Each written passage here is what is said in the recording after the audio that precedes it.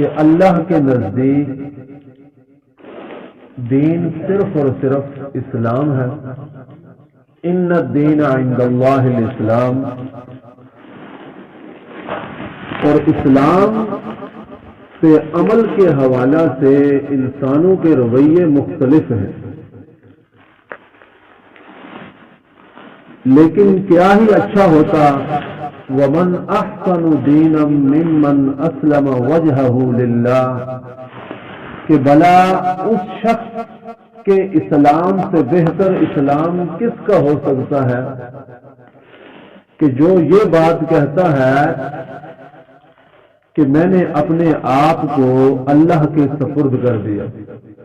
یعنی کہ ہر انسان اسلام پہ عمل درآمد کرتا ہے نا، تو اس کے عمل درآمد کے جو رویے ہیں وہ ہر انسان کے مختلف ہیں، ایمان والوں کے اندر بھی. لیکن سب سے بہترین اسلام اس شخص کا ہے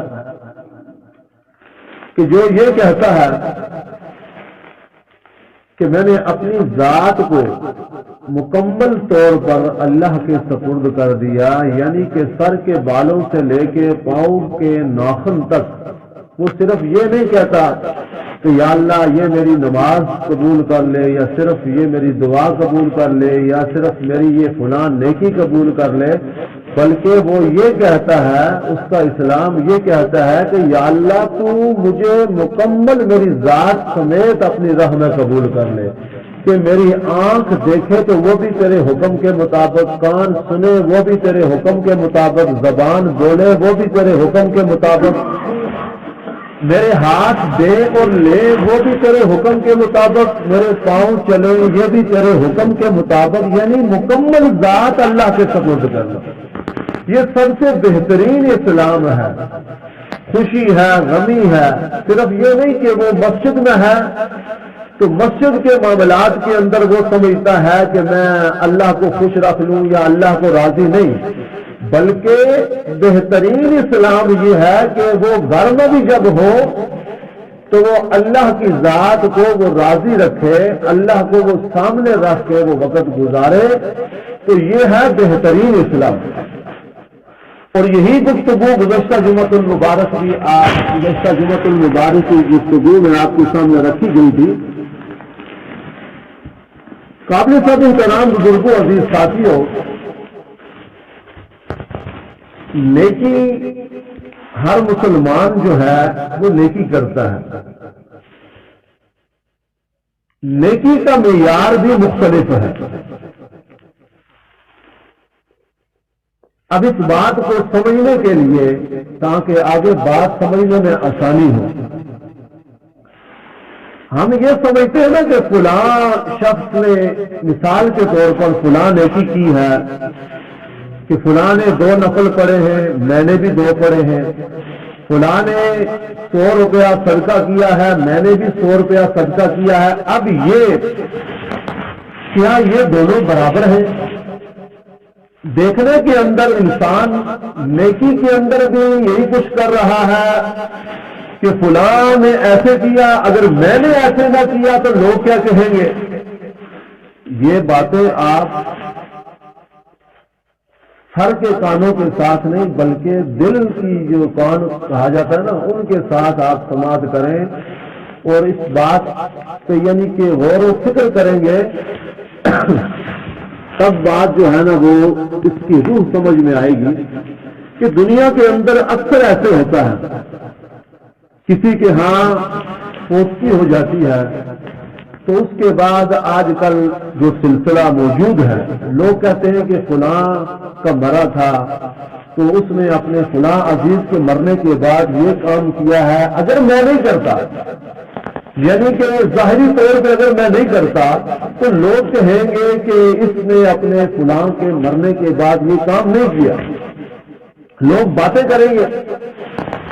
اسی طرح نیکی کے اندر بھی اور گناہوں کے اندر بھی انسان کہ جی وہ فلاں بھی تو ایسے ہی کر رہا ہے جی. ایک بندے نے اپنے شادی کے موقع پہ فحاشی اور یعنی ہر طرح کے لاؤ و لعب جو ہے نا غلط قسم کی رسومات کو سر انجام دیا. اب دوسرا جو ہے نا وہ کھلے عام یہ کام کر رہا ہوتا ہے ٹھیک ہے نا، یہ بڑی چیز ہوتی ہے. اگر ایک بندہ گناہ کر رہا ہے تو دوسرا بھی دھڑلے سے کر رہا ہے. یہ ساری دنیا لگی ہوئی ہے جی. جہاں پہ ان کو پوچھا جائے گا تو مجھے بھی پوچھ لیا تو کیا ہوگا. دیکھیں نا، رمضان کے اندر کوئی بندہ سرے عام نہیں کھاتا، کیونکہ ہر بندہ اگر کوئی کھاتا بھی ہے تو چھپ کے کھاتا ہے. لہذا کسی کی اتنی ضرورت نہیں ہوتی کہ خاص کر ہمارے ملک کے اندر، ٹھیک ہے جی، شہروں کی بنسبت پھر دیہاتوں کے اندر، کہ اگر کوئی جتنا ہی بیمار کیوں نہ ہو اس کی بھی کوشش ہوتی ہے کہ وہ چھپ کے کھائے. کیا خیال ہے؟ تو پتہ یہ چلا کہ یہ بھی ایک اہمیت کا پتہ چلتا ہے. اگر کچھ گاؤں ایسے ہیں، کچھ شہر ایسے ہیں، کچھ جگہ ایسی ہے کہ جہاں پر اس چیز کی تمیز نہیں ہے تو وہاں لوگ کہتے ہیں کھا رہے ہیں، چلو جی کھاؤ. تو یہ بڑی اہمیت کے حامل یہ چیزیں ہوتی ہیں کہ جب بھی کوئی نیکی ہو رہی ہوتی ہے نا تو بندہ کہتا ہے وہ فلاں یہ نیکی کر رہا ہے میں بھی یہ کروں. ہاں جی. اگر اسی طرح گناہ جو ہے ان کو بھی لوگ دیکھا دیکھی ایسے ہی کرتے ہیں. قابل سب احترام بزرگوں عزیز ساتھیوں، یہ سراسر غلط ہے. چاہے وہ نیکی کے اعتبار سے ہو، چاہے وہ گناہ کے اعتبار سے ہو. اور وہ یہ سمجھے، آپ علماء سے سنتے ہیں قرآن پاک میں آتا ہے فمن ثقلت موازینہ فَأَمَّا مَنْ ثَقُلَتْ مَوَازِينُهُ فَهُوَ فِي عِيشَةٍ رَاضِيَةٍ وَأَمَّا مَنْ خَفَّتْ مَوَازِينُهُ فَأُمُّهُ هَاوِيَةٌ. قرآن پاک میں آتا ہے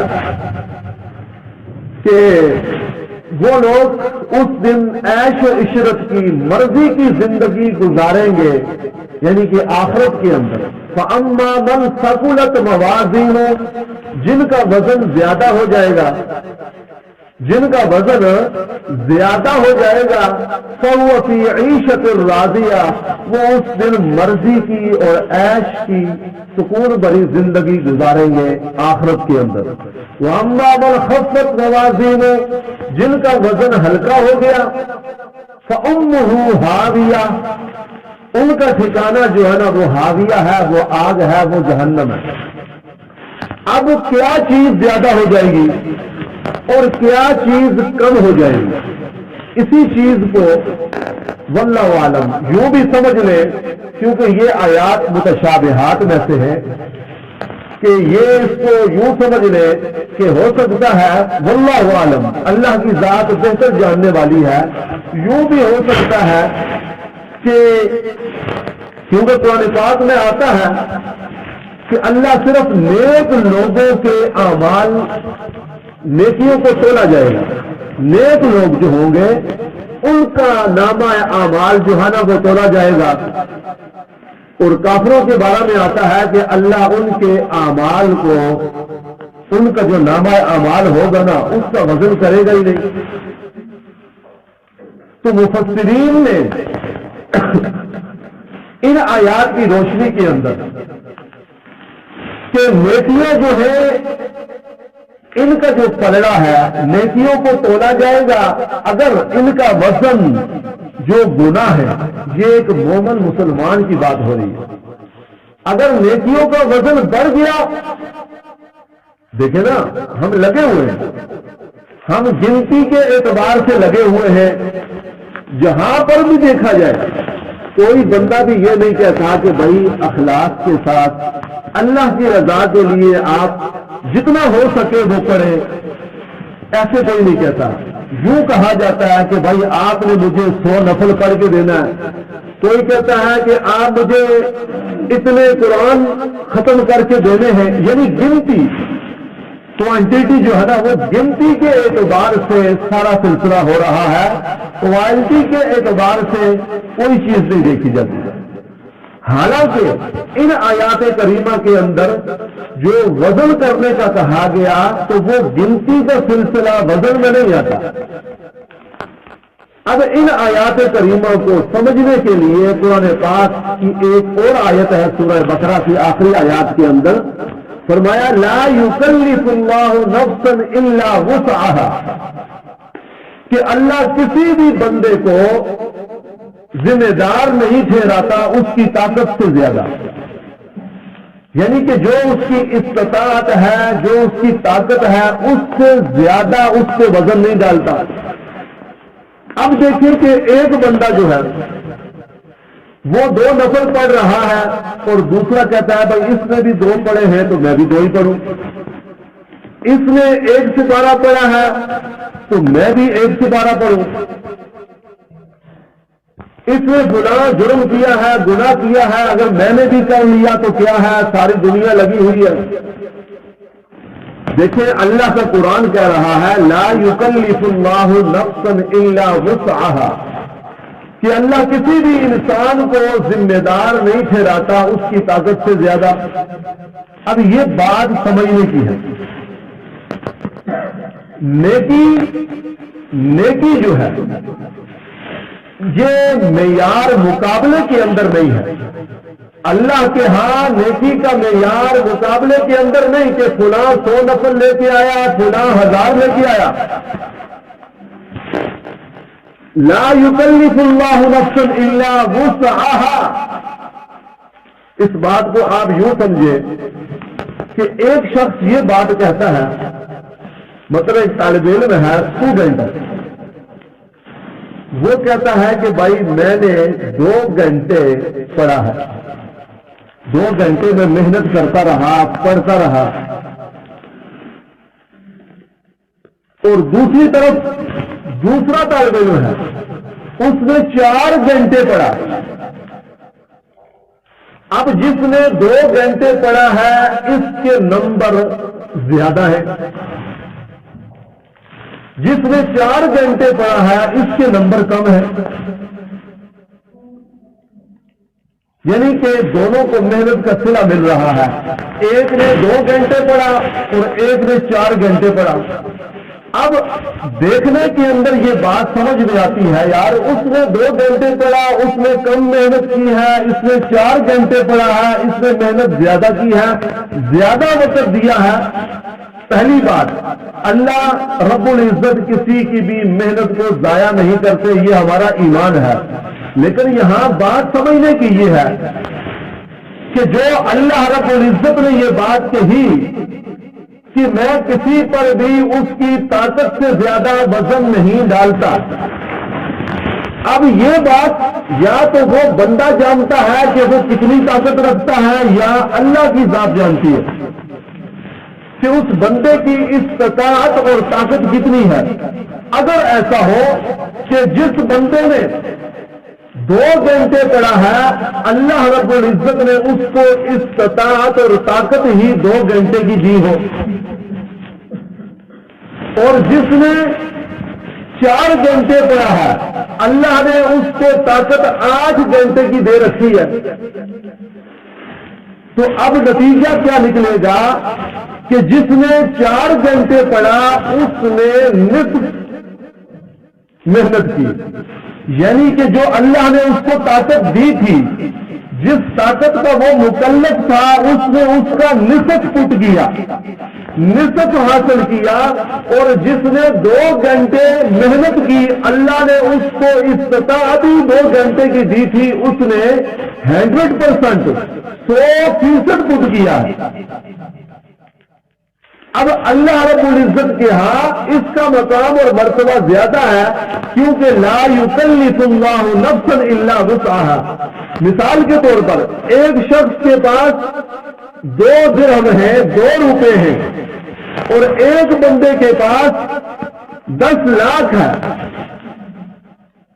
اب جس کے پاس 2 روپے ہیں وہ 2 روپے اللہ کے راستے میں خرچ کرتا ہے، اور جس کے پاس 10 لاکھ ہے وہ 10 لاکھ میں سے 1 لاکھ یا 5 لاکھ اللہ کے راستے میں خرچ کرتا ہے۔ اب اللہ کے ہاں جس نے 2 درہم 2 روپے اللہ کے راستے میں دیے اس کا کل سرمایہ 2 روپے تھا، اس نے 100% 100/100 نمبر حاصل کیے۔ لا یکلف اللہ نفسا الا وسعها، اور جس کے پاس 10 لاکھ تھا اس نے 5 لاکھ خرچ کیے۔ اب اس نے اپنی طاقت کا نصف جو ہے ہاف اللہ کے راستے میں دیا، اور اس نے اپنی زندگی کا کل سرمایہ جو ہے وہ اللہ کے راستے میں خرچ کر کے 100/100 نمبر حاصل کیا۔ حالانکہ دیکھنے کے اندر 2 روپے ہیں، اللہ کی ہاں اس معیار سے دیکھا جائے گا کہ یہ نیکی کرنے والا طاقت کتنی رکھتا تھا۔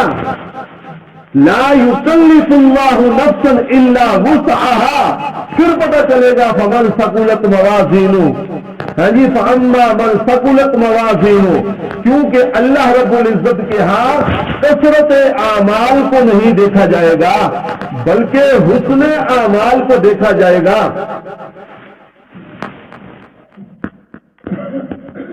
حسن اعمال کو، کوئی بات نہیں، اللہ کا گھر ہے، پارلیمنٹ ہوتی تو آبجیکشن لگ سکتا تھا، لیکن یہ اللہ کا گھر ہے۔ تو کہنے کا مطلب یہ ہے کہ اللہ کے ہاں حسن اعمال کو دیکھا جاتا ہے، حسن اعمال کو، کثرت اعمال کو نہیں، کوالٹی دیکھی جاتی ہے۔ اللہ کے نبی صلی اللہ علیہ وسلم کا فرمان ہے، احب الاعمال الی اللہ، اللہ رب العزت کو سب سے پسندیدہ عمل اعمال کون سے لگتے ہیں؟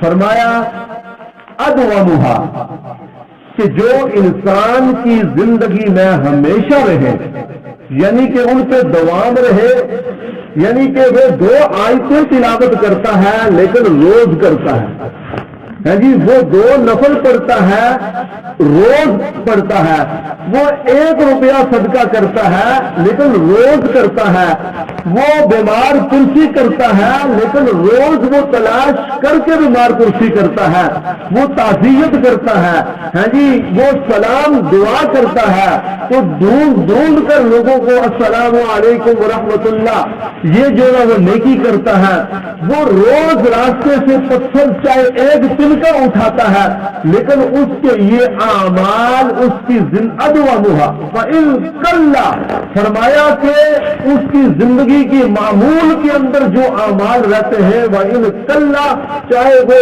تھوڑے سے ہی کیوں نہ ہو، اللہ رب العزت کو ایسی نیکیاں بہت پسند ہیں۔ یعنی کہ سیزنل مسلمان نہیں کہ ہفتے کے بعد جمعہ پڑھ لیا تو سمجھتا ہے کہ میں بھی عاشق رسول ہوں، ایسی بات نہیں ہے، بلکہ ہمیشہ اس کی زندگی کے اندر وہ نیکیاں موجود رہتی ہیں۔ تو قابل صد احترام بزرگوں اور ساتھیوں، اسی چیز کو سمجھنا کہ اللہ رب العزت، یہ جو گزشتہ جمعۃ المبارک میں نے آپ کے سامنے جو گفتگو چل رہی تھی، یہ اسی کا پس منظر میں نے آپ کے سامنے رکھا ہے کہ ہم نے محسن بننا ہے، عادل۔ آپ کے سامنے تفصیلاً میں نے گفتگو رکھی تھی کہ عادل کون ہوتا ہے جی، آپ نے فرض نماز پڑھ لی، واجبات ادا کر لیے، ہے جی، رمضان کے روزے رکھ لیے، حج کر لیا، یہ عدل ہے، یہ عادل ہے، لیکن جب معاملہ اللہ رب العزت کی ذات کا ہو، جب معاملہ اللہ رب العزت کی ذات کا ہو تو پھر فرائض اور واجبات کے ساتھ نوافل کے اندر اضافہ کرنا ہے، کیونکہ معاملہ اللہ، کیونکہ محسن نہیں بن سکتے۔ محسن اس کو نہیں کہا جاتا کہ جو صرف فرائض ادا کرتا ہے یا واجبات اس نے ادا کر دیے، کیونکہ محسن اب آپ سوچ رہے ہو یہ محسن کیا جا رہا ہے، محسن کہتے کس کو یہاں پر؟ بھائی نیکی کرنے والے کو محسن کہتے ہیں، اور یہ وہ عام نیکی کی بات، یہ جو نماز روزہ حج زکات والی نیکی کی یہاں پر بات نہیں ہو رہی۔ اس چیز کو ہی میں گزشتہ جمعۃ المبارک بھی آپ کو یہی بات آپ کے سامنے گوش گزار کی تھی کہ محسن نیکی کرنا، اور جب معاملہ اللہ رب العزت کی ذات کا ہو تو پھر ہم نے فرائض اور واجبات کے ساتھ نوافل کے اندر اور جو نیکیاں ہیں کہ جو ہم پہ فرض نہیں ہے، ہم پہ واجب نہیں ہے، لیکن اللہ کی دین اور شریعت کے اندر وہ موجود ہے، ہم ان کو یہ کہہ کر اگنور نہیں کر سکتے، چھوڑ نہیں سکتے کہ یہ کون سی ضروری ہے۔ یہی بات کی تمہید اور خلاصہ اور نچوڑ اور ٹائٹل ہے اور لوگو ہے. اگر اس بات کو ہم سمجھیں تو ہمیں سمجھ میں آئے گا کہ محسن اور نیکی کرنے والے سے کیا مراد ہے. اسی چیز کو سمجھنا ہے. تو قابل صد احترام بزرگوں عزیز ساتھیوں، میں نے کہا کہ جب معاملہ اللہ رب العزت کی ذات کا ہو تو پھر فرائض و واجبات کے ساتھ نوافل میں اضافہ. جب مسئلہ معاملہ حقوق العباد کا ہو تو پھر کیا کرنا ہے؟ پھر اس میں بڑھانا ہے. جب لوگوں کو بھی کوئی چیز دینی ہے، دیکھیں نا، جب معاملہ اللہ کا ہے تو زکوٰۃ یہ عدل ہے جی. نظر منت اس کا دینا یہ عدل ہے، یہ دینا ہی پڑے گا. لیکن جو خیرات ہوگا، نفلی صدقہ ہوگا اور نفلی عبادات ہوگی، یہ اللہ رب العزت کے ہاں بلندی درجات کا سبب. اور جب مسئلہ حقوق العباد کا ہو، ہاں جی، لوگوں کے حوالے سے ہو، حقوق اللہ کی بات سمجھ گئے، حقوق العباد کا مسئلہ ہو، تو اس سلسلے کے اندر اس چیز کو بھی سمجھے. اللہ رب العزت نے قرآن مقدس میں کہا وَلَا تَنْسَوُا الْفَضْلَ بَيْنَكُمْ، کہ لوگوں جب آپس کے اندر تم معاملات کرتے ہو نا، فضل کو نہ بھولا کرو. جب آپس کے اندر لین دین ہوتا ہے، معاملات ہوتے ہیں، ہے جی، ایک دوسرے کو ہم تحفہ، طوائف، ہدیہ، کوئی بھی چیز ہم آپس کے اندر معاملات کرتے ہیں، قرض لیتے دیتے ہیں، رشتہ داریاں ہوتی ہیں. اللہ کا قرآن کہہ رہا وَلَا تَنْسَوُا الْفَضْلَ بَيْنَكُمْ، کہ لوگوں جب آپس کے اندر بھی معاملات کرو. اللہ کے معاملے کی آپ نے سن لی، لوگوں کی آپس کے اندر جب معاملات ہو تو فرمایا کہ فضل کو نہ بھولو. اب یہ فضل کیا چیز ہے؟ فضل کہتے ہیں زائد کو، ایڈیشنل. جو بھی چیز سے زواد لام کے ساتھ ہوگی وہ زائد ہوگی، ایڈیشنل ہوگی. جو بھی جس میں بھی یہ تین حرف آئیں گے، دیکھیں، ایک فضل ہوتا ہے، ایک آپ نے فضول تو آپ سنتے ہی ہیں، لوگ کہتے ہیں بھائی یہ فضول ہے. فضل اور فضول کوئی معنی کے اندر فرق نہیں ہے. فضل کا مطلب بھی زائد ہے، ایڈیشنل ہے، فضول بھی زائد ہے، ایڈیشنل ہے. فرق کیا ہے؟ فضل جہاں پر استعمال ہوگا پوزیٹو معنی دے گا، فضول جہاں پر استعمال ہوگا نیگیٹو، منفی معنی دیتا ہے وہاں پر. لیکن فضل اور فضول دونوں کا مطلب کیا ہے؟ زائد، یعنی کہ آپ نے بڑھانا ہے. نہیں سمجھے؟ فرمایا وَلَا تَنْسَوُا الْفَضْلَ بَيْنَكُمْ. دیکھیں نا، قرآن کے انداز کی بات کو سمجھنا ذرا مشکل ہے. دوسری ذرا اپنی جو ہے نا اپنے سٹائل میں سمجھائے نا، تو اس کا مطلب یہ ہے میرے بندو کہ جب آپس میں معاملات طے کرتے ہو نا، وَلَا تَنْسَوُا الْفَضْلَ بَيْنَكُمْ، تو ہندو بنیے کی طرح، ہندو بنیے کی طرح چن چن کر، گن گن کر ایک دوسرے کو دینا لینا، اس سے باز آ جاؤ. ہاں جی، ایک ایک ٹکے کا، ایک ایک پائی کا جو ہے نا لیتے ہوئے انسان حساب کر رہا ہے. وہ بڑا تو ہندو بنیے کی طرح وہ سمجھتے، آپ سمجھ گئے ہوں گے کہ اس کا مطلب کیا ہے کہ وَلَا تَنْسَوُا الْفَضْلَ بَيْنَكُمْ، یہ نہیں کہ ایک ایک ٹکے کو گن گن کر، ایک ایک روپے کا آپ جو ہے حساب کر کے اگلے سے لے رہے ہیں. فرمایا کہ نہیں، وَلَا تَنْسَوُا الْفَضْلَ بَيْنَكُمْ، جب معاملہ حقوق العباد کا ہو، لوگوں کے معاملات کا ہو، تو دیتے ہوئے گردن 13 کی رکھنی ہے اور لیتے ہوئے گردن 11 کی رکھنی ہے. آپ بھی نہیں سمجھے؟ سمجھ گئے نا کہ دیتے ہوئے گردن 13 کی رکھو، یعنی کہ اتنے کھلے دل سے دو، یہ نہ ہو کہ تھوڑا سا اوپر چلا گیا بھائی. ہے جی، لوگ ترازو کے اندر ڈالتے ہیں نا، تو اگر گاہک کسٹمر کے سامنے وہاں سے آپ نکال رہے ہیں، وزن برابر کرتے ہو، یہ عدل ہے، کوئی احسان نہیں ہے. آپ موسم نہیں ہو سکتے، محسن وہ ہوگا جو ایک ٹماٹر اوپر ڈالے گا وزن سے بھی زیادہ ہے جی. اس کو کہا گیا واللہ میں یہ نہیں کہہ رہا آپ ٹماٹر زیادہ دیں، ٹھیک ہے جی، میں یہ کہہ رہا ہوں کہ اللہ کے لیے جب کر رہے ہو تو فرائض اور واجبات پہ آگے یہ نہ کہا کرو کہ سنت ضروری نہیں، نفل ضروری نہیں، اس کی کیا ضرورت ہے.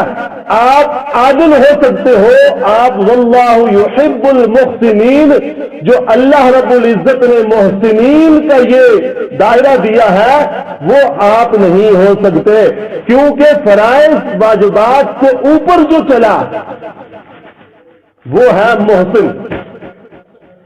دیکھیے اللہ کے، اب اس بات کو سمجھیے، اللہ کے نبی احسان کسے کہتے ہیں جی؟ یہ احسان ہے. گزشتہ جمعہ پہلے آپ کے سامنے حدیث جبریل رکھی گئی تھی، اور اس میں جبریل امین جب آئے تھے نا تو انہوں نے اللہ کے نبی صلی اللہ علیہ وسلم سے جو سوالات کیے تھے ان میں ایک سوال تھا اخبرنی عن الاحسان، کہ اللہ کے نبی احسان کے بارے میں بتلائیے. دیکھیں نا، احسان کرنے والے کو محسن کہا جاتا ہے نا، بات محسن کی چل رہی ہے کہ ہم سب نے محسن کیسے بننا ہے.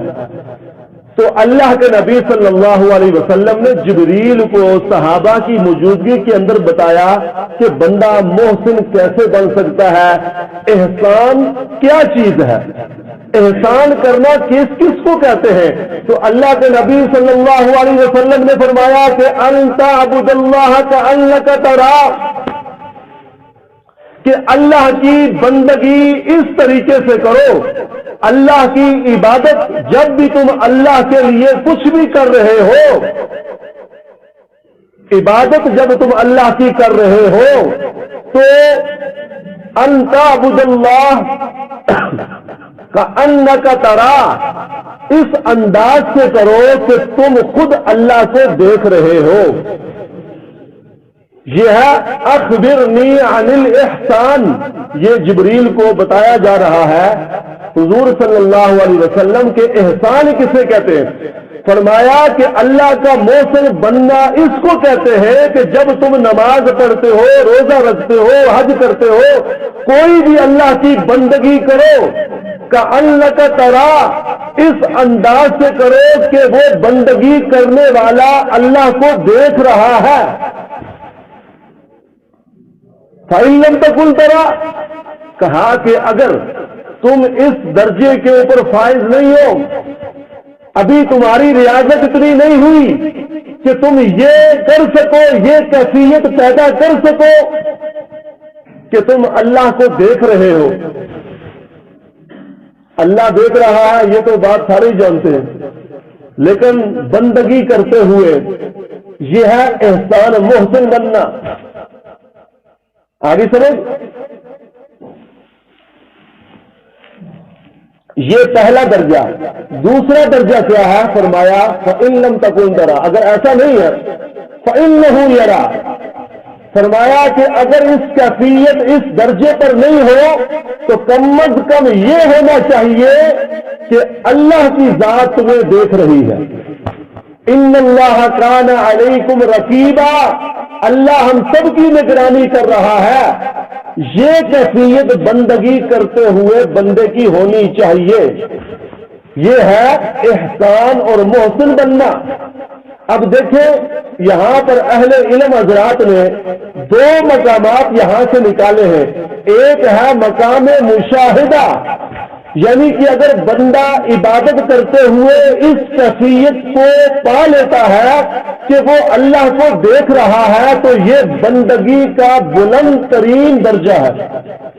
اگر یہ نہیں پا سکتا، کم از کم یہ ہے کہ اللہ مجھے دیکھ رہا ہے، تو یہ بھی اگر کسی کو حاصل ہو جائے تو عبادت کا لطف اور مزہ انسان کو نصیب ہو جاتا ہے کہ اللہ مجھے دیکھ رہا ہے. یہ لطف اور یہ لذت پا لینا، ہم نے کہاں یہ لطف پایا، کہاں یہ لذت پائی؟ ذرا آگے چلیے. اللہ کے نبی صلی اللہ علیہ وسلم کا فرمان ہے کہ جب ایک نمازی نماز پڑھتا ہے، اللہ کے نبی صلی اللہ علیہ وسلم نے فرمایا کہ اللہ رب العزت کہہ رہا ہے کہ نماز میں نے اور بندے نے اپنے درمیان تقسیم کر لی ہے، نماز میں نے اپنے بندے کے درمیان تقسیم کر لی ہے، آدھی نماز میرا بندہ پڑھتا ہے، آدھی نماز میں رب پڑھتا ہوں۔ اب آپ پریشان ہو گئے کہ مولوی صاحب ہم تو اس جھگڑے سے نہیں نکلے کہ دنیا کے اندر بھی نمازوں کی ضرورت ہے یا نہیں، بس دل صاف ہونا چاہیے۔ آپ ہمیں یہ کہہ رہے ہو کہ اللہ بھی نماز پڑھتا ہے؟ بھائی یہ فرمان نبوی ہے صلی اللہ علیہ وسلم کہ اللہ کی ذات یہ کہتی ہے کہ آدھی نماز میرا بندہ پڑھتا ہے، آدھی نماز میں پڑھتا ہوں۔ یہ ان کی بات ہو رہی ہے کہ جو جہاں پر موجود ہو وہیں پہ پڑھتے ہو، ان کی بات نہیں ہو رہی کہ جو پاکستان میں ہو نماز مدینے کے اندر پڑھتے ہو، یہ ان کی بات نہیں۔ اللہ کے نبی صلی اللہ علیہ وسلم نے پھر اس کی تفصیل سمجھائی۔ بھائی کیسے ہم تو نماز پڑھتے ہیں، اللہ کیسے پڑھ رہا ہے؟ یہ تو سنا تھا، لوگ اس پہ کہتے ہیں نا کہ ان اللہ و ملائکتہ یصلون علی النبی یا ایھا الذین آمنوا صلوا علیہ وسلموا تسلیما، بڑے شوق سے کہا جاتا ہے۔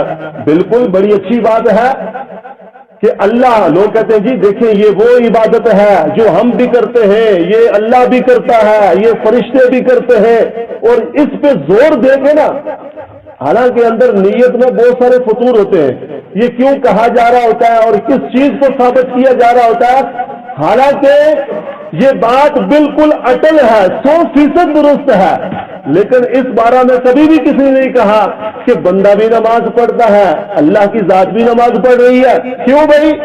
کیونکہ نماز صرف داڑھی والے کا یا کسی مولوی کا کام ہے نہیں۔ بہرحال وقت کم ہے، اللہ کے نبی صلی اللہ علیہ وسلم نے پھر اس کی تفسیر سمجھائی کہ جب بندہ نماز پڑھتا ہے، بندہ کہتا ہے الحمدللہ رب العالمین، سورۃ فاتحہ سارے پڑھتے ہیں، حدیث میں آتا ہے کہ جب بندہ نماز میں یہ پڑھتا ہے، رب کہتا ہے حمیدنی عبدی، کیا کہتا ہے؟ حمیدنی عبدی، میرے بندے نے میری حمد کی ہے۔ اللہ، یہ نماز، بھائی نماز، یہ نمازی کی بات ہو رہی ہے جی۔ بندہ کہتا ہے الرحمن الرحیم، اللہ کے نبی صلی اللہ علیہ وسلم نے فرمایا کہ اللہ کہتا ہے کہ آدھی نماز میں پڑھتا ہوں، بندہ کہتا ہے الرحمن الرحیم، اللہ کی ذات کہتی ہے اثنا علی عبدی، میرے بندے نے میری تعریف کی ہے۔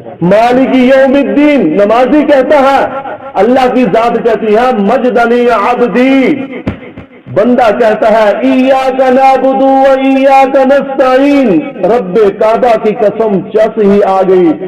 اللہ رب العزت فرمان نبوت، اللہ کی ذات کہتی ہے سارے پیچھے ہٹ جاؤ، ایاک نعبد و ایاک نستعین، اللہ رب العزت کہتے ہیں ھذا بینی و بین عبدی، سارے پیچھے ہٹ جاؤ، اب میرا اور میرے اس بندے کا معاملہ ہے۔ ھذا بینی و بین عبدی، یہ ان کو بات سمجھ میں نہیں آئے گی کہ جن کی دعا سامنے دودھ اور پانی رکھے بغیر قبول نہیں ہوتی۔ یہ رب کعبہ کی قسم ان کو یہ بات سمجھ میں نہیں آ سکتی کہ اللہ سے مانگنا کسے کہتے ہیں۔ اگر انہیں یہ بات سمجھ میں آئے وہ نماز میں جائیں، کیونکہ رب نے کہا ھذا بینی و بین عبدی۔ اب مقام مشاہدہ پیچھے، مقام مراقبہ پیچھے، اب یہ مقام مکالمہ آیا، رب اور بندے کے درمیان گفتگو کا تبادلہ ہوتا ہے۔ ھذا بینی و بین عبدی، لوگوں، فرشتوں، سب پیچھے، سارے اسباب پیچھے، اب اس نے کہہ دیا کہ ساری عبادتیں تیرے لیے ہیں، یہ اس نے سب کچھ میرے لیے مختص کر دیا، کہا ایاک نعبد و ایاک نستعین، اب معاملہ میرا اور میرے بندے کا ہے، یہ جو کچھ بھی مانگے گا میں اسے دوں گا۔ پھر بندہ کہتا ہے اہدنا الصراط المستقیم، پھر جا کے آخر میں کہتا ہے ربنا اغفر لی ولوالدی وللمؤمنین یوم یقوم الحساب۔ کوئی بھی اس دعا پہ نہیں لڑتا، کیونکہ یہ دعا اللہ نے بتائی قرآن میں، یہ پرانی دعا ہے ربنا اغفر لی ولی، لیکن ہمارا رب تو یہ دعا، یہ والی دعا نہیں سنتا۔ لڑائی اس دعا پہ نہیں، لڑائی جو ہے نا وہ مولویوں کی دعاؤں کے اوپر ہے، اس کے اوپر لڑا رکھا ہے۔ قابل صد احترام بزرگوں عزیز ساتھیوں، یہ کیفیت آج دن تک میرے سمیت یہ کیفیت پیدا ہوئی ہے کہ ہمیں کبھی یہ آواز آئی ہو، یہ آواز کبھی آئی ہو کہ ہم نے سنا ہو حمیدنی عبدی، کہ اللہ نے جواب دیا ہو ہے اثنا علی عبدی، کبھی ہم نے اللہ کو فرصت دی ہو اس بات کی یا نہیں ہے جی؟ ہماری سپیڈ اتنی تیز ہوتی ہے جی، کبھی ہم نے یہ سوچا اللہ کے نبی صلی اللہ علیہ وسلم مسجد کے اندر ہے، ایک شخص کونے کے اندر نماز پڑھ رہا ہے، نماز سے فارغ ہوا، اللہ کے نبی نے کہا ارجی فصلی فانک لم تصلی، چلے جاؤ واپس، تمہاری نماز نہیں ہوئی، دوبارہ پڑھو۔ اب وہ شخص دوبارہ گیا، دوسری مرتبہ پڑھی، تیسری مرتبہ پڑھی۔ مجھے یہ بتاؤ، اگر میں آپ سے کہوں میرے سامنے نماز پڑھو، آپ کہیں گے مولوی صاحب دیکھ رہے ہیں، بڑی توجہ کے ساتھ پڑھیں گے، اور وہ اللہ کے نبی موجود ہیں، بتاؤ اس شخص نے کتنے سکون سے نماز پڑھی ہوگی۔ لیکن وہ 3 مرتبہ پڑھ کے آیا، اللہ کے نبی صلی اللہ علیہ وسلم نے کہا کہ بھائی تیری نماز نہیں ہوئی، تو نے نماز پڑھی ہی نہیں ہے، ہوئی نہیں، تیری نماز ہوئی نہیں، یعنی کہ تو نے پڑھی ہی نہیں، جا دوبارہ پڑھ۔ وہ شخص کہنے لگا اللہ کے نبی فعلمنی، آپ مجھے سکھائیں، میں اس سے زیادہ اچھی نہیں پڑھ سکتا، میں اس سے بہتر کر ہی نہیں سکتا، فعلمنی، آپ مجھے سکھائیں۔ وہاں پر جو سکھایا، وہاں پر جو لفظ اللہ کے نبی صلی اللہ علیہ وسلم نے استعمال کیے، وہ کہا تھا حتی تطمئن قلبک، یہاں تک کہ تو جو کچھ بھی پڑھے، جو کچھ بھی کرے نماز کے اندر، تیرا دل مطمئن ہو جائے۔ کیا کہ تو نے کہا سبحان ربی العظیم، کیا ہمارا دل مطمئن ہو جاتا کہ اللہ نے یہ سن لیا، ہم نے یہ بات اللہ کو سنا دی، جس چیز سے میں دعوے دار ہوں اس میں میں سچا ہوں۔ یہ تھا کہ اطمینان کے ساتھ، کیا اطمینان کہ اللہ نے یہ بات تسلیم کر لی ہے کہ تو یہ کہہ رہا ہے کہ مالک یوم الدین، کیا تو اس دعوے کے اندر سچا ہے؟ کیا تو اس دعوے کے اندر سچا ہے کہ وَنَخْلَعُ وَنَتْرُكُ مَن يَفْجُرُكَ، کیا تو اس بات میں سچا ہے التحیات للہ والصلوات والطیبات، یہ اس بات کے اندر تو سچا ہے؟ کیا تو رب کے علاوہ یہ یمین کسی کے سامنے نہیں جھکاتا؟ کیا تو رب کے علاوہ کسی اور کی نظر و نیاز، منت موتی چڑھاوے، مالی بدنی آنکھوں کے، جبینوں کے، کانوں کی عبادت تو رب کے علاوہ کسی اور کی نہیں کرتا؟ کیا تو اس بات کے اندر سچا ہے حتی تطمئن قلبک؟ قابل صد احترام بزرگوں عزیز ساتھیوں، یہ ہے احسان کہ اللہ دیکھ رہا ہے۔ اس کیفیت کے ساتھ اگر نماز اور عبادت کی جائے گی تو یہی اللہ کے ہاں قابل قبول ہے۔ اللہ عمل کی توفیق عطا فرمائے۔